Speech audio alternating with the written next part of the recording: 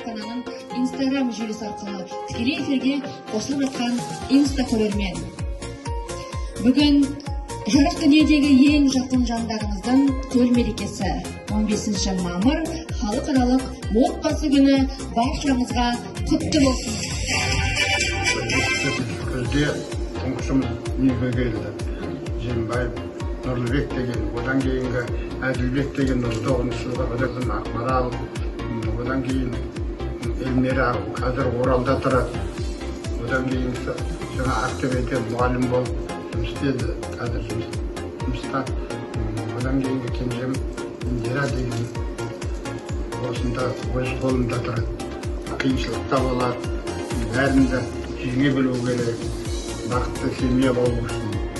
Ол айтайын деген жастар мәдениетті, жаңа білімді, саналы, әр уақытта ата-анасын сыйлай білу керек, жолдастарына сыйлы болу керек. Сонда ғана ол отау құрып, үлгілі семья бола алады. Төс белгісін көріп отырмыз, ол бала тапқан үшін деген берілген медаль сияқты. Ондай да медалі. Қайғырсың бұл күніде, сен іздеп арманым, сана бойына шағылып. Сен іздеп арманым, сана бойына шағылып.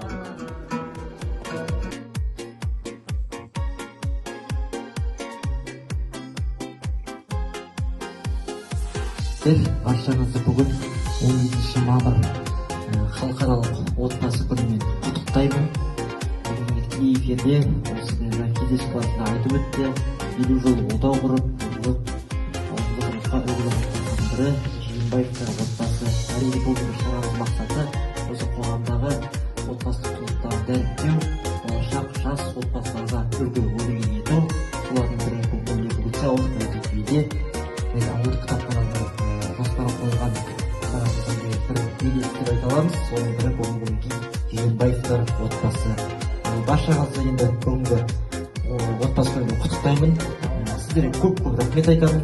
Бүгінгі кездесуімізге, сұхбатымызға алтын уақытыңызды бөліп келгендеріңізге мың алғыс.